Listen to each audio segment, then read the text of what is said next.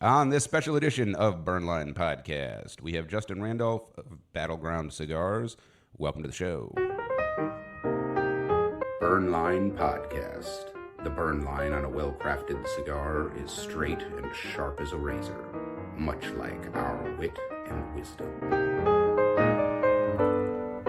And welcome everybody to Burnline Podcast. I'm your host, Johnny Midas, joined by Nick the Brick, as usual. Hello. Hello, Nick. And today we have a special guest with us, Justin Randolf, the national sales rep for Battleground Cigars. Justin, how are we doing this morning? Doing all right, man. Thank you guys for having me on the podcast. Appreciate it. Yeah, we're excited to have you on, and we are going to be smoking some Battleground cigars, talking about Battleground cigars, and whatever other bullshit comes to our minds today. So for folks that don't know, Battleground as a brand is, new to me or to our listeners. Let's put it that way, right? So for somebody that's never heard of Battleground before, what would you tell them? Well, I'd start by saying, Civil War theme cigar company, kind of a military-esque feel, but we do feature more generals from both North and South. We have an Abraham Lincoln cigar called the Emancipator, which is a bourbon cigar. We've been around in the industry since 2000, so 23 strong years now. We still are considered, boutique, but working with the company for the last 8 years now, I appreciate it, Yeah. I know people aren't going into the humidor looking for Battleground cigars. It's hopefully one of those hidden gems they can find while they're in there. Right. Yeah, so I traveled for work for a long time. I'm sort of semi-settled now. I started a factory down in Westminster, so this is the longest I've lived anywhere in a while, which is like 3 years. Supply chain, that sort of thing. So the benefit of that was I got to visit a lot of places and go to a lot of cigar shops. I think probably the coolest one I've been to is out in California, where it was humidified with a waterfall. But the waterfall slid to the side, and there was like this speakeasy tunnel that led to like a pizza shop. So probably trying to get around some code in California or something. John was actually in Amsterdam tripping on LSD. Yes, that's how that happened. No, the reason I bring it up is getting a feel for what's popular in each area of the country. Charleston, when I lived there, I think second largest or most cigar smoking city outside of Miami. I had like 6 shops within 10 minutes I could go to.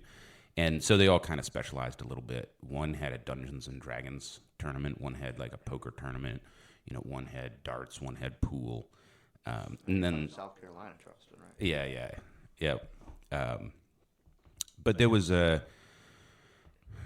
very huge Asylum and Carreras. Like, people really smoked the hell out of those cigars for whatever reason. And then I moved to Texas, and Iroa was huge. Roma Craft, obviously. Like, you get all of them, all the facings. Well, where I was at in South Dallas, it was definitely an insular community, very like homogeneous kind of community. It's just too bad you got the Cowboys there. Sorry for any Cowboys fans. Yeah, I was born in Philly, and we're going to stop the sports conversation right there. So, and the reason That's fair. Let's just say we beat Tom Brady. No, Nick Foles beat Tom Brady. I love it. I'm a Bears fan, so I have nothing to brag about. I just had to throw some shit in there. That's my fault. The Bears, that's pretty cool. My wife's family's from that area, and they're all pretty much Bears fans. So born and raised about just shy of 3 hours outside of Chicago. So most of the sports royalties go from Chicago. But at this point, I'm kind of disappointed in that. But it is what it is. It is what it is. So all of that preamble, I really just wanted to talk to you about myself, because I'm a really important guy, and I host this podcast, and everybody out there on the internet wants to hear more about Johnny Midas. So every opportunity that I have, no, I'm just kidding. I brought that up because I had not seen Battleground, right, around the States until I came here, right? And so I imagine there's folks out there on the internet that, haven't heard about Battleground Cigars. So this is an opportunity for our listeners to learn about a cigar brand. And some cigars, we're all going to smoke a different one today, right? They might not have tried. And that's one of the things that we like doing with folks is like, hey, here's like accessible cigars that you can actually smoke that are really good. And that's kind of our thing, right? Like there's plenty of like snobby shows out there where it's like, here's our $75 blah, blah, blah cigar, made with gold leaf, mined by hand. They probably wipe their ass with $5 and $10 bills too. Yes, yeah. Hand mined by the hardworking indigenous peoples of somewhere. Central America. Yeah. So that's Battleground. We're going to each smoke a different Battleground cigar and talk about it, share some notes, and why don't we go around the horn? Nick, what are you smoking today? So this morning I have the Hancock Robusto, which I think is an Ecuadorian Corojo wrapper with binder and filler that Justin's going to tell you guys about. But this is General Hancock on the band. He's a good-looking guy, honestly. That face hair, man. They knew how to do it back in the day, man. 6 out of 10. Gettysburg 8. But anyway, yeah, Hancock today for me. I was really hoping you were going to finish the rest of the 2/3 of the cigar. You got the wrapper right, but now to finish up with the Hancock, he's got, he mentioned the Ecuadorian Corojo, and then with the binder, it's actually a Sumatra binder. It's the only cigar that we have any Sumatra with. I actually want to take credit for that. I kept telling the owners I would love to get a Sumatra cigar in the brand. Always loved the Sumatra wraps, but they're like, how about we just put it on the binder? I was like, I'll take it. Yeah. So and then we fill it with great Nicaraguan tobacco from one of our factories. We get our tobacco from down there in Nicaragua. The one I'm lighting up this morning is our Misterioso. It's funny being 8 years into this company. I still don't understand where this came from. It has nothing to do with Civil War. It's literally a lady that looks like Statue of Liberty raising her hand up, and she's partially naked. That's the spirit of Manifest Destiny riding an eagle. That actually, yeah, that's pretty much what it looks like. Now that you say that, absolutely. I never thought of it that way. So I'm going to start using that as a sales pitch now. Hopefully it works better. I don't know. But it's got to sound better than Naked Lady Cigar. So, but this guy, we've got a lovely broadleaf wrapper on the outside. And then what really makes this cigar unique is that part of the filler is actually Louisiana Perique pipe tobacco. And Perique pipe tobacco is specifically grown down in St. James Parish, Louisiana, down in a little marsh down there. And so we were able to acquire some of that, and we've had this cigar going now for quite some time. And that Perique just changes the whole complexity of the cigar. So very well done on our end. We actually ended up lowering the price on this guy about 3-4 years ago, and it's been one of our best-selling cigars. Awesome. I've got family down in St. Tammany, so I'm familiar with the area of Louisiana. So I am smoking the Armistead, and Justin, what can you tell me about this cigar? Yeah, so the General Armistead, when they came out with that blend, they wanted to find a cigar that was an every man cigar or every woman cigar. We're gonna fill everybody in here. We wanted something that was for the heavy smokers and something for the light smokers. So we ended up coming up with a Brazilian Maduro wrap, and then we also bind it with a Dominican wrap, and then we use a little bit of Nicaraguan filler in that. It's comes out to be a perfect medium body cigar. Really good billow on the smoke. We've actually had that guy rated 92 twice, so it is our highest rated cigar in our line. And it actually, with what Nick is smoking over here, the General Hancock, we also wanted to have something that came out in it that is comparable to the General Armistead.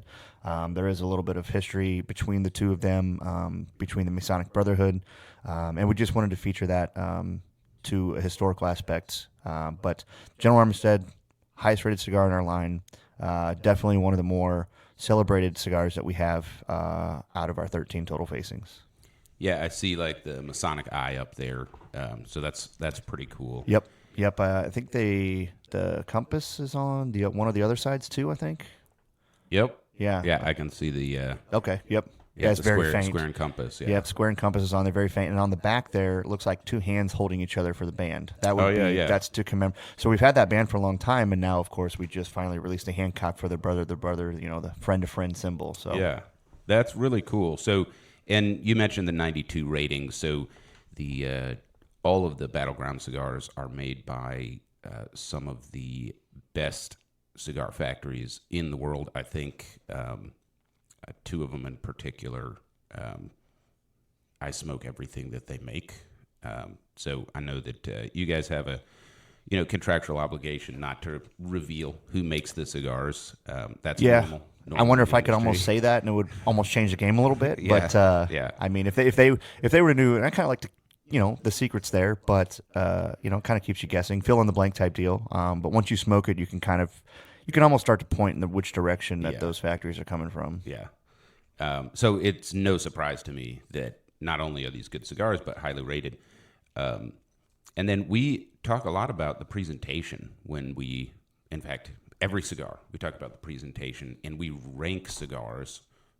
Presentation is part of it, right? Because the visual aspect of smoking cigars, we think, is an important part of the cigar smoking experience. So looking at this Armistead, for example, we've got a really beautiful, I would call this slightly mottled wrapper, not toothy, Is it? not.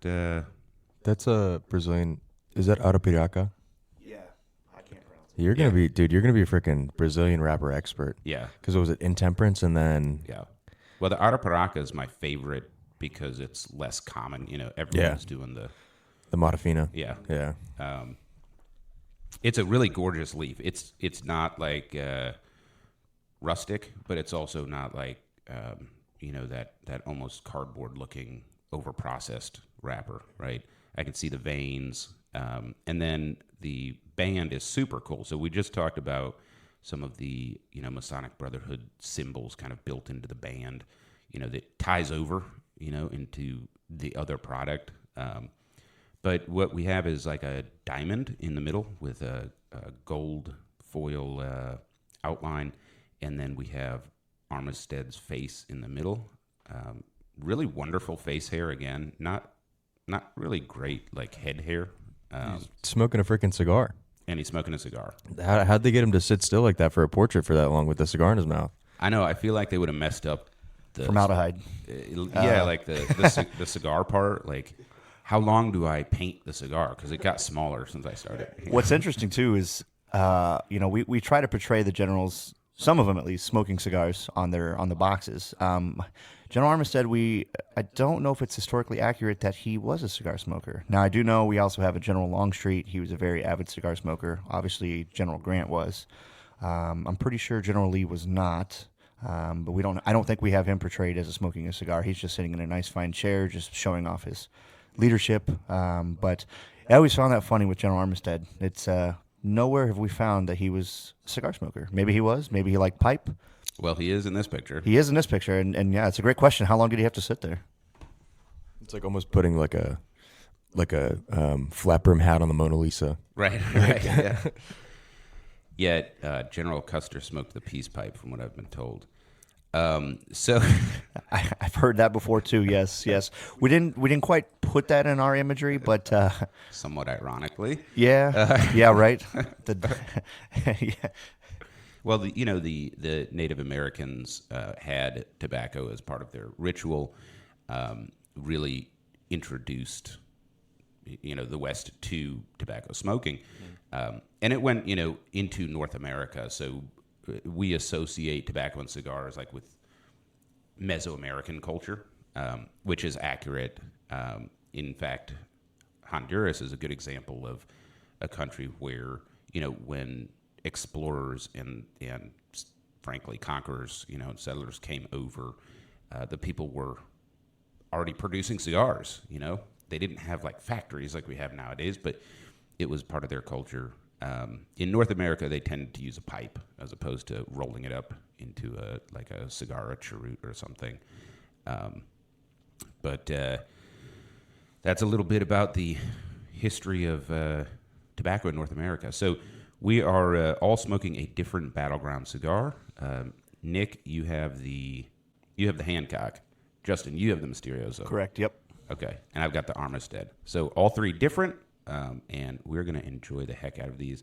And with that, it is time for our official cutting. As usual, brought to you by Union Cigar.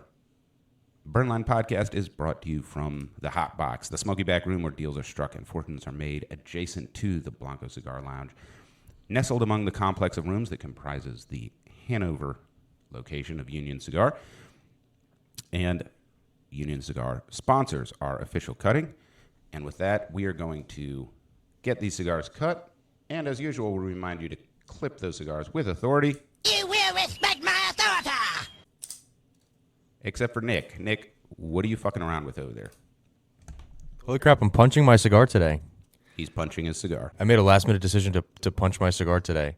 The cap just looked so good that I didn't want to destroy it. So Nick decided to go for aesthetics over tar buildup. So we'll see how that works out for him. And yeah, I don't think we've punched a cigar. We've done V-cut. At least Keith, he was a big, like, deep V-cut guy, right? That other guy that was on the show. I'm mostly straight cut. I'm straight cut 99.9% of the time. Yeah, me too, pretty much. Yeah. Now, I will do, especially like a narrow ring gauge box press, I'll punch that because otherwise I screw it up. So. Yeah, see, I'm partial when it comes to. I don't smoke too many box press cigars. We do have a few in our line.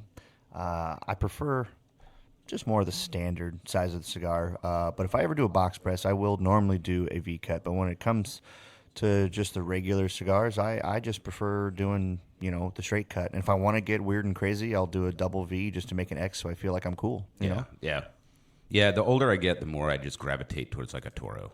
It's like it's fuss free. Anyway. All right. And with that, it is time for our official lighting. And as usual, we remind you to toast your cigar gently. Don't roast it. Toasted, not roasted. Toasted, not roasted. Toasted, not roasted. It's toasted.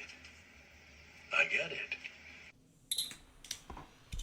So we are lighting up. I have got my gold-plated soft flame butane torch.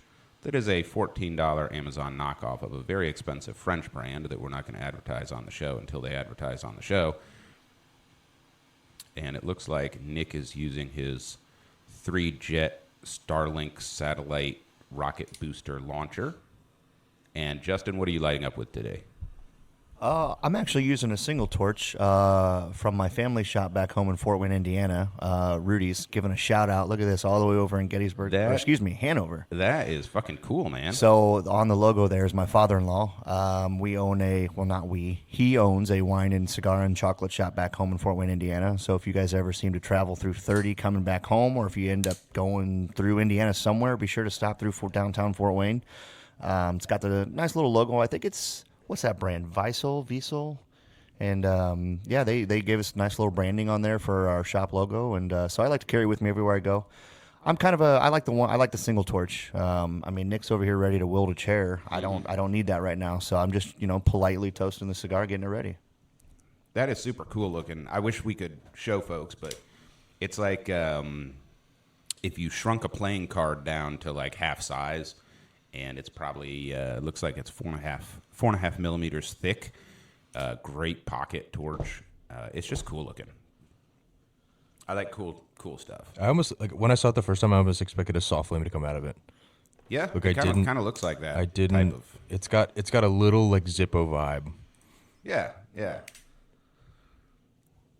Awesome. So cigar accoutrement, like that's a big part of the whole thing. Like. A lot of us have Lucky Lighters, or I have a really interesting Zippo that is actually a Japanese knockoff of a Zippo made in the 70s. And a service member that was a member of my home lodge in Minnesota had them made with like the lodge info on it and then brought them back with him. And we were going through like old shit in the basement of the lodge, and we found there was like 5 left or something, like 40-year-old fake Zippos. Of course, the like the flint was dust, like. So anyway, I picked one up, and then I just got the Zippo butane insert, and now I have like a cool shell that I can actually light my cigar with, not campfire gas. You're my hero. Thank you. Yeah. How's your cigar? So I can't give you any tasting notes yet because I just started. Dude, come on, man. The light's the worst part of the cigar. You got to get through that first. This is great. Okay, time for the argument. Here we go. Debate time. Duh, duh, duh. So we had Francisco on the show a couple episodes ago, and Francisco's adamant about like after you Smoke get through off the first half inch. Yeah. Dude, the first like 6, 7, 8 puffs of the cigar are the best, hands down, and I will take that to my grave. See, I totally disagree. And now, if it's a closed foot or a half closed foot, definitely, I'll go on puff. I won't burn it. I'll start puffing right off the first light to get the taste from the wrapper right off the beginning. But I don't know. When I'm doing events and I'm going around and I'm asking customers, hey, how's that cigar going? I usually wait till I see about a good half inch to an inch, and I'm like, that's when I'll ask. Now, hey, if you get great notes and stuff off that first light, you're either full of shit or you're really telling the truth, and I appreciate either one. But I think it's fair to ask them once you're about a half inch to an inch into the cigar. I think that's about the time to ask. I think that's the normal experience for folks. In my experience, which I'm going to make normal, for me, it's a knife edge. And if I toast my cigar properly, I agree with Nick. Like the first couple of puffs are phenomenal, partly because of the clean palate. If I get overzealous or I'm in a hurry or something like that and I scorch the tobacco, you can tell. Like you can taste it, and it's not as good. So I just burn that off and go from there. So now because I have this beautiful gold-plated soft flame torch, I was able to toast it gently. Yeah, you always toast it perfectly. Yeah. You're just a toasting machine. Can you make me some toast one morning? I'll make you some toast. I will make you some toast with a butane lighter. All right. So again, I am smoking the Armistead, and give me the size on this, Justin. Oh, that was a fun debate Nick and I have had the last couple of days. So I could have sworn that we had a 6x50 standard Toro. Well, come to find out, on the bottom of the bundle, when we went to go refill them yesterday, it says 6x56. And I was like, that son of a bitch. And then now that it's out of the cellophane and I'm looking at it, and I'll be like, all right, I lost that battle. But 6x56 Toro, can't say standard because that'll piss Nick off. But a little bit bigger ring gauge, but the length is a standard Toro there at 6 inches. I think it's 6 1/4. Oh my God. I'm pretty sure. Does anybody have a ruler? Yeah, it's in my phone. Hold on. I'm going to do this. All right, so I'm going to use the Measure app. I measure things for a living. If it's wrong, I'm going back to the company and be like, hey, what is this Mickey Mouse operation? Hold on. You get an extra 1/4 inch for free? Don't tell them. You're going about this all wrong. Well, how am I supposed to feed my kids and get them new shoes, man? I need to incorporate that in there. All right. So here we go. Let's see if I can pull this off. I've got my iPhone measurement app out. Okay. Add a point, and This technology is incredible. I thought you were going to I thought your screen was going to become a ruler and you were going to put your phone next to the cigar. You're taking a picture of the cigar and it's going to tell you how. All right, here you go. That's the official. I'm going to put this right on fucking What? Instagram. 6.5. That's 6.5. And it's an iPhone, so it can't be wrong. This is, you know what? It's probably wrong. Shut I was probably shaking. the mics off, John. We got to take this off air. All right, so enough fuckery. I think first of all, the Otter Paraca, like I can taste that. It has a unique flavor. Love it. Robust. But there's a sweetness in this cigar, which is pretty cool. So very. That's how I like to explain the cigar, because some people, when they hear the word Maduro, they instantly kind of take a step back. They're like, "Oh no, I don't need anything that strong." Well, again, with that Brazilian leaf that we used, it's got a subtle sweetness to it that really kind of dulls the strength of what some Maduros could be. So that's why, again, we wanted to find something that was a perfect in between, whether you liked mild, whether you liked full bodied. So. Yeah, and I think, my initial tasting notes, I would say that this reminds me of dark chocolate and pear. So interesting, really interesting. Like it's a robust smoke, and there's a good bit of smoke coming off it, but it's not like strong, but it is like full, and I would say the smoke is like on the chewy side almost. I like to try to break it down to say, full flavored, not necessarily full bodied. Two Yeah. different aspects of the cigar. Right. I mean, we have a cigar that is full bodied and not quite full flavored. So you could really, if you break it down to that science, then you're really confusing the shit out of people. But you can, I mean, if you put it simply, I feel it's easier for the consumer to understand. Like you're going to expect, not the strength, but you're going to get a lot of complexity and different notes from it. Where again, one of the cigars that we have is just a kick in the pants, very strong, and it may not be as diverse. It's more just straightforward. So, Yeah, I feel like this would be a very versatile smoke because, as a 20-year cigar smoker, I can smoke pretty much anything. Like my tolerance is pretty high, and this has got all of the punch I'm looking for in a cigar, but it's not so strong I couldn't have it as a breakfast cigar or, something like that. They actually make it in 7 sizes almost, I think. Six sizes. So Seven. there's They also have a 6.5. yeah, there's a 656 Toro, the 6.5 56 Toro.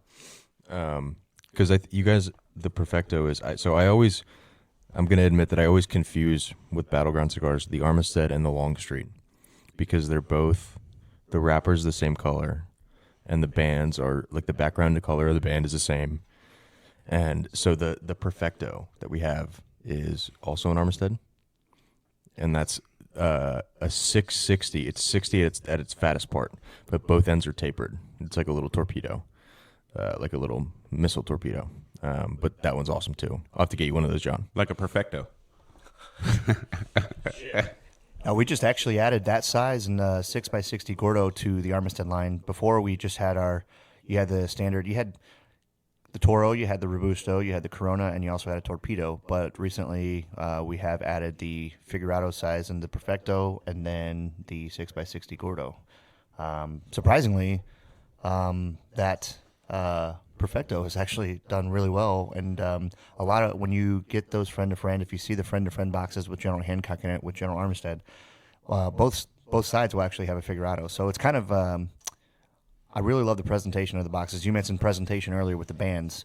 I wish we had a box here to display too, but the boxes, the artwork that we've done is phenomenal. We've taken the historical pictures and not really tweaked it, but put it like almost like an oil canvas and plastered it on the bottom of the top of the box. And so when you open the lid, you see the general and a nice little painting. And so I think presentation has always been a big thing, which I always thought kind of funny because I like more of the no band, no cellophane. Like I want not necessarily looking like a dog turd, but I want something that looks a little more rustic, a little more old school. To me, that's really appealing to me. Sometimes the simplest bands to me are speak the loudest to me. I considered bringing the boxes in. Actually, it's funny you mentioned that. The boxes are also one of the many debates that we've had this weekend. So we've, at our Gettysburg location, Union Cigar Gettysburg, we've run a... So a little background. July 1st to the 3rd is the anniversary of the Battle of Gettysburg. This year is the 160th anniversary. So it's a huge year, reenactors everywhere, folks traveling from all over.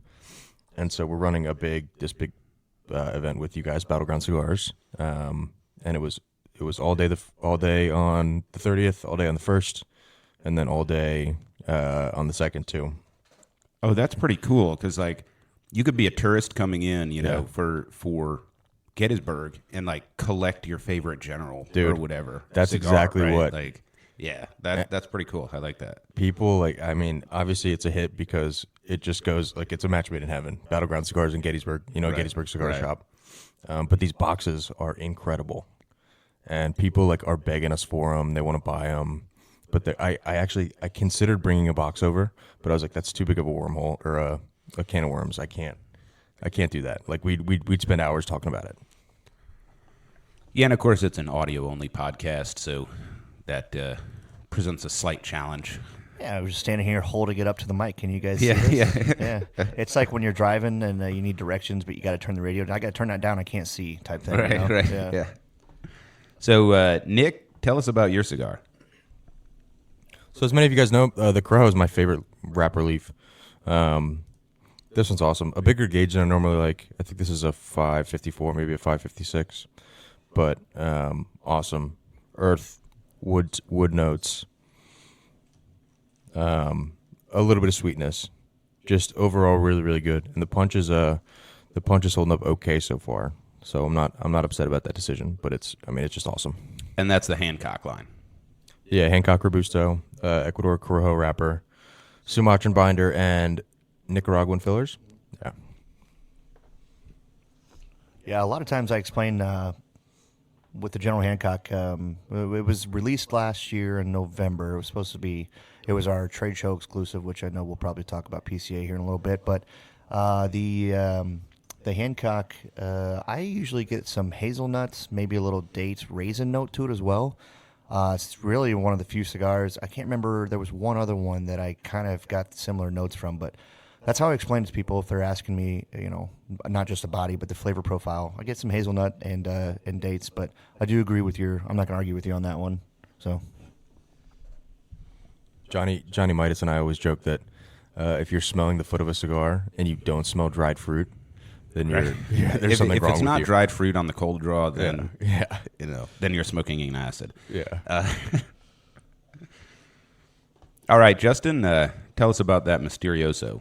well, let's see. I don't even think I'm terrible in measurements, but I'm getting down there so far within that first third. I don't know. This is one of the cigars that I can smoke any time of day. I mean, I'm just with a coffee right now, haven't had anything to eat. I'm usually I guess I'm a little wimp when it comes to it. I like to always have something in my stomach before I smoke a cigar, especially to start the day. But with the Misterioso, I actually felt comfortable lighting it up. Again, it does have that darker Connecticut broadleaf wrapper, but the blends that we have for the binder and the filler, and then that little sliver of Perique just changes the complexity. The body, I always say about medium-bodied. Some people have told me it's more medium to full.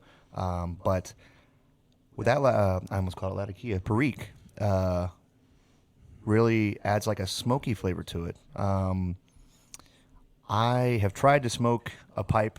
I'm just straight up honest. I'm too lazy for it. I appreciate the art. I appreciate the art form and the work that it takes to smoke one. But the way I've been told as well, you're not going to smoke a full bowl of Perique. It's kind of one of those. You throw it in as like a condiment at it with your Virginian or. But again, we tested this blend out, and there were a few runs that we had to get the combination right, and really the filler, it's anywhere from, they say, 5 to 7% of the filler is the Perique pipe tobacco, so it's just enough to change the complexity. We had some there for a while that were like, holy shit, what the hell happened with this thing? Yeah. And then we had some before where there wasn't anything special. So we've got it dialed in pretty good now, but yeah, I always hate to say leather because I can't imagine myself sitting there chewing on leather. But through the retrohale, it really has that leather vibe. And again, that smokiness from that Perique is just a subtle hint in there. So again, I can smoke this guy any time of the day. I feel like that's a pretty cool, like, unique blend for those of those of our listeners out in the audience that have maybe smoked a lot of cigars and want to try something a little new and different. That's pretty unique. So that is pretty cool. All right, and we're all just about an inch in, I think, on these cigars. So that is what we are smoking, and we will get back to Battleground Cigars in a little bit. But why don't we jump into PCA, because that's happening, right? Yeah, super excited. 7 days in Vegas is 7 days too long. I'm only there for 7 days because, we got to get there, set up, and then we have the tear down as the vendors. Of course, retailers, they can come in. Show starts on Saturday, the 7th, I believe. Yeah, my watch died. I couldn't tell you what today is. Today is the 2nd, right? I don't know.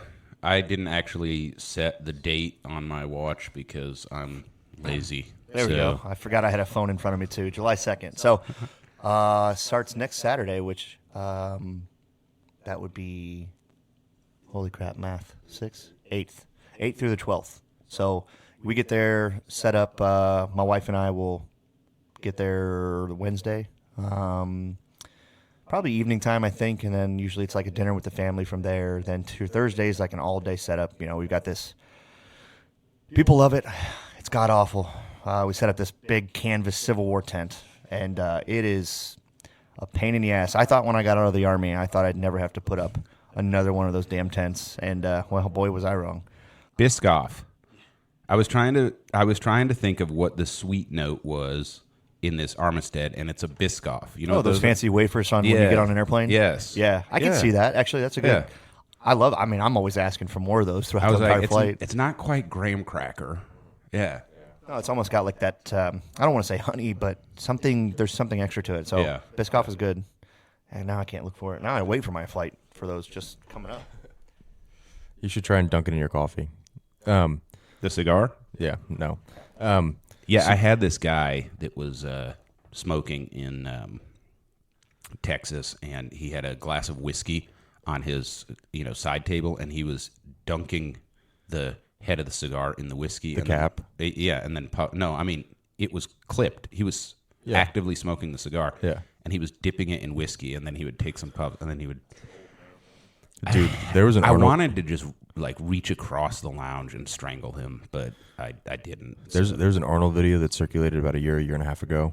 I think Cigar Aficionado actually posted it, but he was like, "Oh, bad Arnold impression incoming." The best way to smoke a cigar is to dip it in rum or whiskey, and then he lathers the entire cigar in whatever he's drinking. I feel like if you're Arnold, I feel like you can do whatever you want if you're Arnold.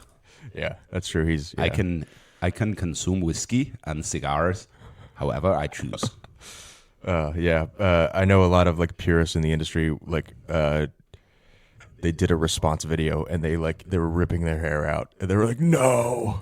So all of you out there, jump on burnlinepodcast@gmail.com and let us know who has the worst Arnold impression. Justin, you want to give it a go? Yeah, why the hell not? Predator is one of my favorite movies. What yeah. What was that line there when they meet with Carl Weathers? What's the matter, Dylan? CIA got you pushing too many pencils? Probably one of my favorite action movie lines of all time. And then they do that fancy, the biceps, and they come together. You son of a it's bitch. Yeah, you son of a bitch. I actually got in trouble back in school when, so surprisingly, they allowed me to use a computer during science class, and instead of science, I was doing soundboards. And I was always rocking the Arnold soundboard, man. It was just great. Put that cookie down! And my teacher just losing their minds. So I'm not very good at it, but I appreciate it. Put that Biscoff down.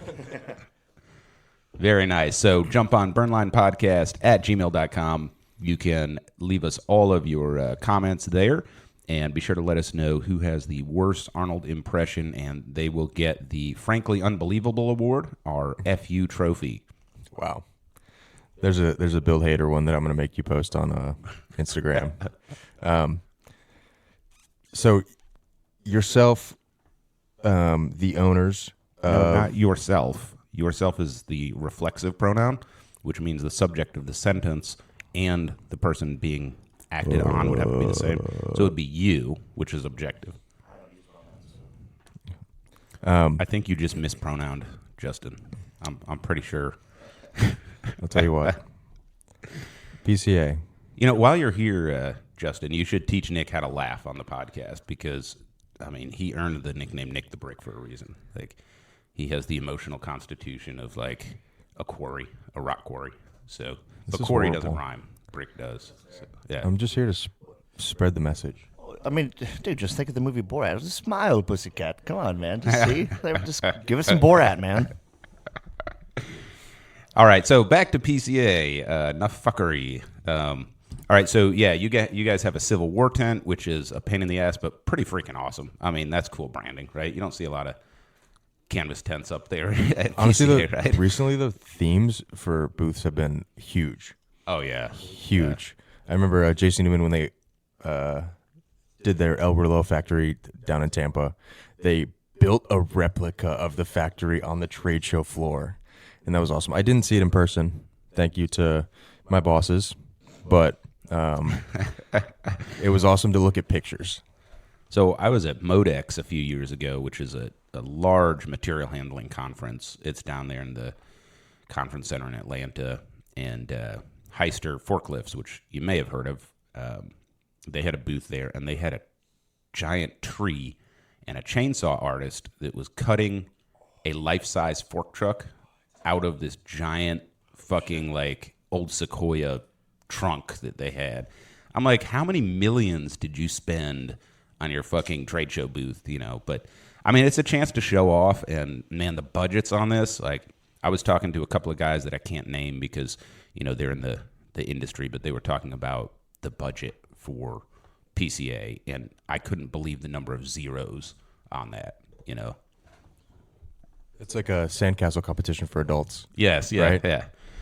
Yeah, no, yeah, I agree with that. It is unfortunate because, you know, it's not just the trade show floor and the cost of setting up your booth for those, you know, 4 days, but, you know, you also have your employees coming in. And I do know that a few of them, not a few, but there's been quite a few cigar companies that almost bring, since COVID at least, they've been doing a little bit more of the skeleton crew, which I understand. But my luxury of being the only sales rep for the company, small company, love it, is that, you know, we don't have to deal with that. The company is all for having family values. They've invited my wife out. This will be her third straight year, I believe, doing it with us at the trade show floor. Their daughter, Victoria, and her husband comes out, Charlie. And so it's really got a family vibe to it. So, yeah, a lot of stress, a lot of stuff going on, but it is nice when you're there with people that you feel like are family with you, you know? Yeah, yeah. So that's one of the things I've really appreciated about my company. 8 years with them, and I know there's a lot of the reps in the industry. There could be some turnover, quite a bit of turnover, but being treated like an individual and a human being, that's always resonated better with me than just being a number. Because I remember you can do that. Well, I guess I don't know. My side gig, I'm a business consultant, particularly specializing in like lean production, Lean Six Sigma, theory of constraints, you know, all the mathy stuff. And I think, you know, like, I think the best philosophy for business leaders, especially large corporations, is just be hard and shit on people. You know, like if you can really adopt that into your culture, you can have a top-notch business. This is what I'm talking about. Like no laughs at all. Like, am I really hitting that? I thought you were serious. Or am I hitting too close to? I thought you were serious. No. Yeah. This is my deadpan, you know, like on stage persona or whatever. It's Well, it's so I guess there's like the hard and fast numbers aspect of it, right? Where I could see you saying something like efficiency is the top value in a company's. But if I'm being serious, it's people, because they're the ones making you the fucking money. Yeah, right, You know? right. And I'm taking my whole factory to Hershey Park with their whole families in like a week, 2 weeks. Now, why? You know, and obviously it's not cheap. You know, catered lunch and everything. Why? Because they pay my fucking paycheck. You know, and just recognizing like, hey, we're a team that makes money together. We're all getting wealthy together. I think it goes a long way. So this wasn't intended to be a discussion on how to manage your business, but that's good to hear, you know. And I think that in the cigar industry, there's definitely like, you know, more of like the family aspect. And part of that, you know, the Mesoamerican cultures, I think, beat the pants off of the United States in their appreciation of family and the way that they, you know, treat family and legacy and stuff like that. That's something we could all learn from, I think. But yeah, like once you get into like the C Corp thing where you have a board of directors and nobody really owns or is responsible for anything, and you can pass the buck in, like it's a circle, you know, like a human centipede where you can just pass it along all the way down the chain. No, Mama Karen's what I like to call her. She is of very long Italian heritage, and I hear from stories every Sunday, almost her entire life. They still have family meals on Sundays. You know, homemade meatballs, pasta, stuff like that. You know, so maybe it's just her core values. I mean, her husband Mike, the two owners, he's of Polish descent. He's an interesting guy. I love him. He's great. But when it comes to Mama Karen, man, you don't mess with her. I swear she's part of the mob out there in Connecticut, or I have no idea. So be careful if you're out there on the East Coast. Mike's a good guy, but he has too many consonants in his last name. Nick, I notice you're timepiece. Is that a Seiko 5? What are you wearing today? Yeah, it's a Seiko 5. I actually got it. I was a groomsman in a wedding. This is my gift. Oh, that's very nice. Yeah, it's very nice. It's one of my favorite. When I'm not wearing my Spy Kids watch, I'll wear this. I like this watch a lot. When Nick the Brick is not wearing his 5 swatches that he got in middle school, he wears his Seiko 5. That's nice. I think I wore my Seiko the other week that my wife got me before we were married, and it's like a quartz stainless steel. Looks really similar, and it was featured in GQ as like the watch to get if you can't afford the watches that I buy now.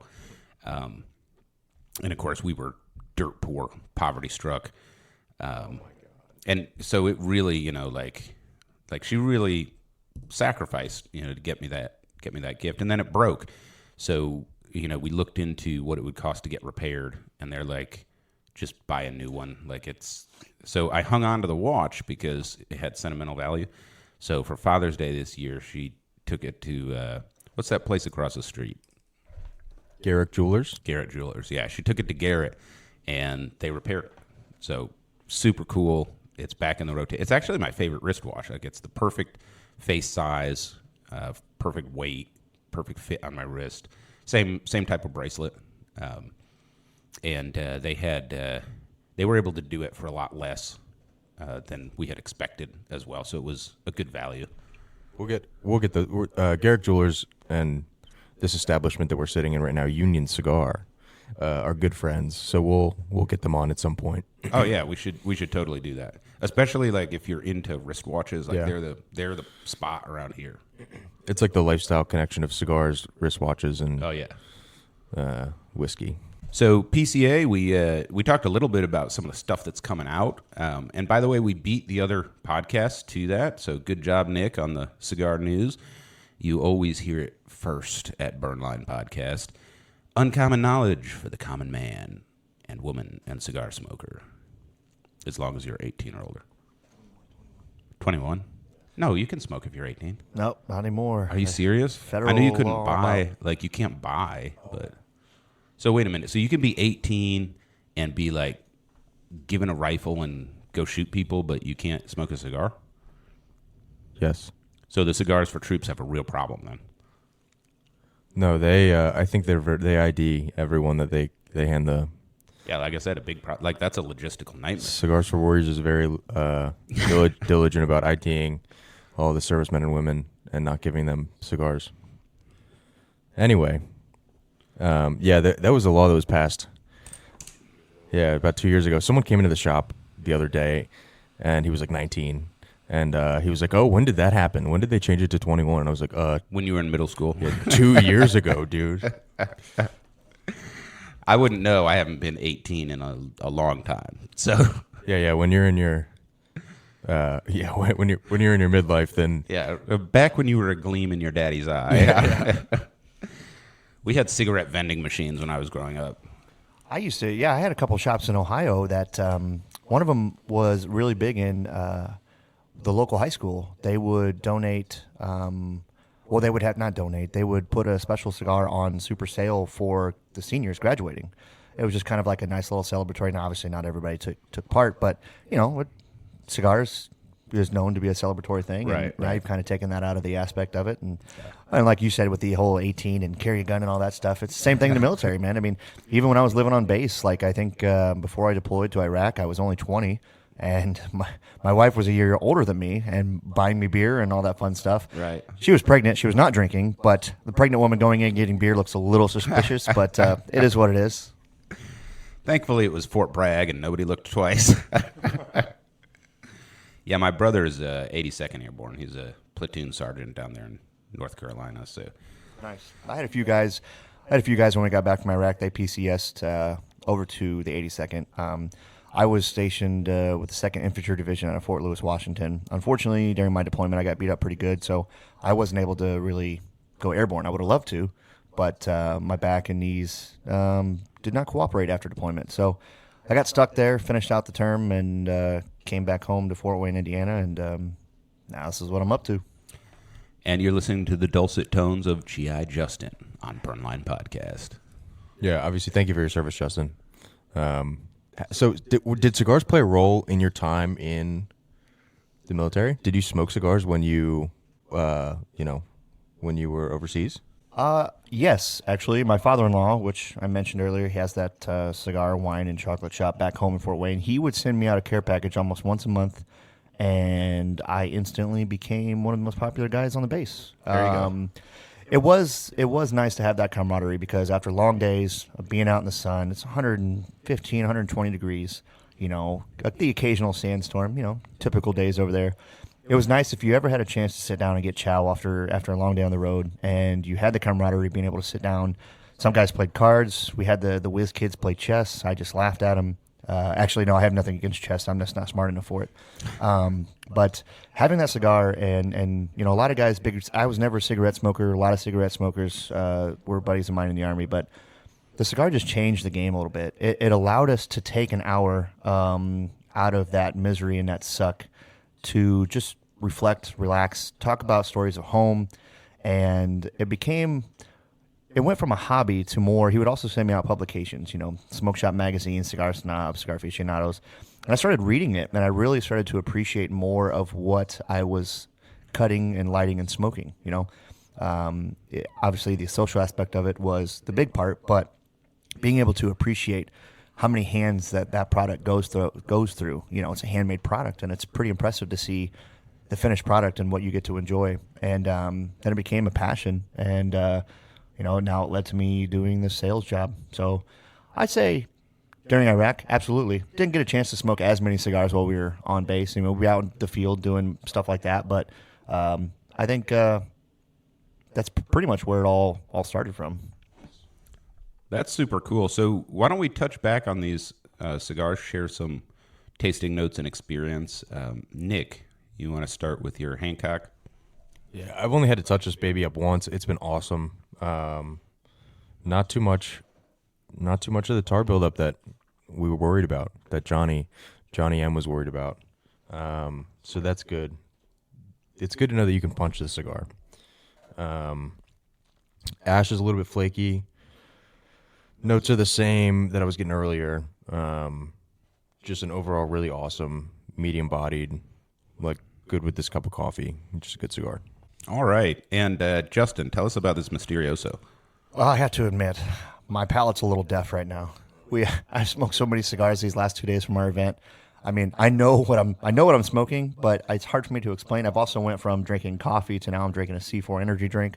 Sorry, I'm not trying to throw out sponsorships, but the randomness of the flavors that I've partaken in has really kind of just dulled the cigar down. But it's still I've only had to touch it up just the once just to clear up an edge. But as far as I'm pretty much halfway through.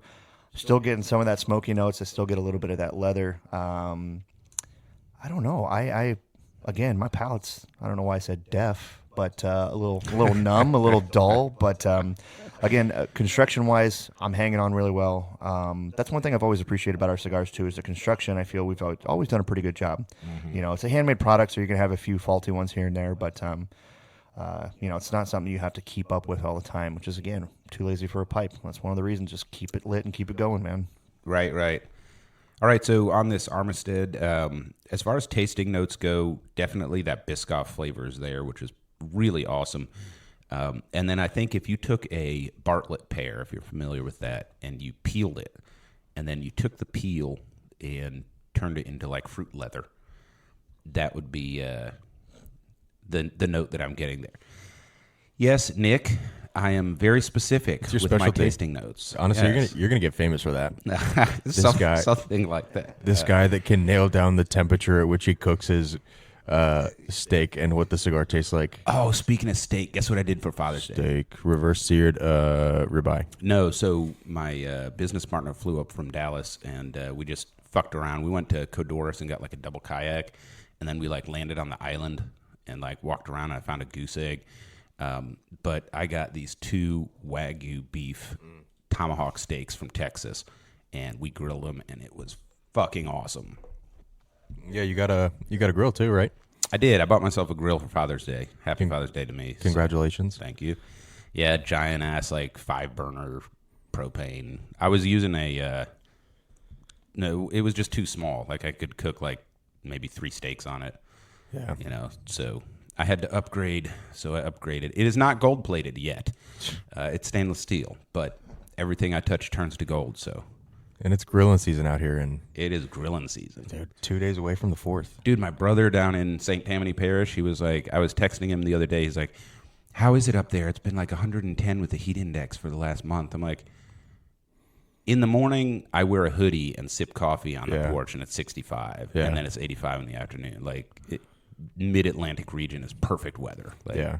can't beat it. I'm getting ready for August, though. Yeah. Yeah. August is going to be brutal. This will be brutal. But at least it's only 1 month and not 7. Hashtag Texas. Yeah, so that's the tasting notes I've got on this Armistead. And then as far as the burn goes, like you can see the burn line is beautiful. It has been burning just fine. You can see I've got my stacked dimes ash, but like you can pick up the whole ash. And then the flakiness, that's usually related to, you know, the curing process. And you can tell that this tobacco has been aged pretty well, right? There's also none of that, you know, like the greenish tint that you get if it's not aged properly or whatever. So very high quality cigar. And I think, you know, Justin, the thing that stands out to me is this might not be a brand that folks are familiar with, but the quality of these cigars is like top notch. We smoke a lot of cigars on the podcast and a lot more outside of the podcast. And, you know, we're constantly ranking cigars on the basis of value, right? Because you can have a really good cigar that is just priced at a point where it's like, you know, but I could get 2 of these or something, right? And the other way around, you know, like you can have an inexpensive cigar where you're like, yeah, but I don't want to smoke it, you know. With this Armistead, I mean, this holds up in terms of quality and taste with pretty much anything we've smoked on the show so far. So I'm pretty impressed. Yeah, again, that's one thing I've always really enjoyed about our company is just I feel, you know, we've taken the time to get the blends where we want it to be and how we want the construction to be. Again, I know people aren't going into humidors. Hey, man, where's your Battleground Cigars at? And it's like, well, if they are, then that means I've either done my job or somebody just kisses my ass, which I'm cool either way. But it's one of those where you're hoping to find a hidden gem, and you know, doing our 3rd annual Gettysburg anniversary for the battle up at I guess down in Gettysburg, right? Down Over. Over. Okay, left, right, east, west, east. Okay, west. Yeah, it's just you hope to go in there and find a hidden gem. And you know, I had guys come in the last couple of days that they really just bought the cigar because of the general aspect. They're like, Right. oh, that's so great. Now, you know, you could almost consider it like borderline house cigar. You know, you're downtown Gettysburg, and you're right there on the circle. So much foot traffic going around, and some guys even said, I'm buying it just to put it on my mantle or Right. to add to their Civil War memorabilia. So Yeah. that's cool to see. But again, if you get a chance to grab one of our cigars, you know, smaller company, I think we're in less than 200 shops around the country. Since my tenure, I've added quite a few shops around the Midwest area. So any guys traveling through, you know, Ohio, Indiana, Kentucky, Tennessee, I mean, you got a pretty good chance of finding them around that area. You know, I've got some straggling shops around other parts of the country, but it is. I believe it's a hidden gem. I mean, we've been in business for 23 years. We must have done something right. That or my owners of my company are millionaires and never told me. So Not sure. anymore. Not anymore. Nope. We did have to pay for that PCA. But yeah, one of the reasons I was excited about, you know, having you on the show is that these are good to smoke cigars, right? And yeah, there's definitely the aspect of like, if you're into like Civil War history or just a war buff kind of, like, you can actually just collect these because they have like famous generals and stuff on them. But I hope everyone smokes them because these are really good cigars. And, you know, we don't get on the podcast and like, we don't take money from cigar manufacturers or anything like that because we want to, you know, maintain our independence and be able to teach people like, well, this was our experience. And obviously everybody's different. You know, I shit on acid like every chance I get on the show, but it's like a top selling cigar, right? So everybody's, you know, palate and experience is different, but this is one of those cigars where I want people to go out and buy it and try it because it's a really good cigar, and you might not have tried it before. And I can't wait to try that Misterioso because I want to try that special sauce there. Yeah, I mean, when we can keep them in stock too, the Emancipator, which is, I mean, you talked about it a little bit in the beginning, Justin, but I mean, that's the one, right? I mean, like that. It's a glass link. It's a glass tube with a deep blue sleeve with Lincoln on it, and it says Emancipator or bourbon. Yeah, and they age it in dry bourbon barrels, and it is just that's the one for us, especially in Gettysburg. Oh, I noticed you didn't bring one for me, Nick. Well, all right, so we sold out. That was the first cigar we sold out of for the event, and usually that's how it goes. Yeah. Typically we can't get enough. Yeah. To be completely honest. Yeah. Yeah, I think, you said hidden gem, hopefully less hidden after the podcast, because I really want people to go out and smoke these because they're good cigars. But it's like once it's not hidden, the people that are in the know, like they buy the cigars up, so that repeat buying thing, like that's a really good indicator of what you've got going on, right? It'd be nice to buy a full tank of gas instead of just going half tank. That'll be nice. Right. Yeah, sales are booming. Yeah. All right. Thank you, everybody, for joining us. You are listening to the dulcet tones of Johnny Midas on Burnline Podcast, brought to you from the Hot Box at Union Cigar, Hanover, Pennsylvania, USA, where it is smoky from Canadian wildfires, and a little misty, like it might rain. Perfect day to go home and not mow the lawn, so an excuse to sit out on the patio and smoke another one of these cigars. We're grateful for Justin Randolf, National Sales Rep for Battleground Cigars, joining us today as we enjoyed a few different Battleground products. Don't forget to hit us up on Twitter and Instagram at Burnline Podcast. And, of course, if you have any suggestions, comments, notes for the show, drop us a line at burnlinepodcast@gmail.com, and we will take that into advisement. If you don't want me to read your email on the show live or not live, just make sure you tell me, and try to do it like in the beginning of the email, because I don't want to get to the end and have an oopsie, because editing is a pain in the ass. That's all we've got for you this week. Thanks for joining us on Burnline. Goodbye, everybody.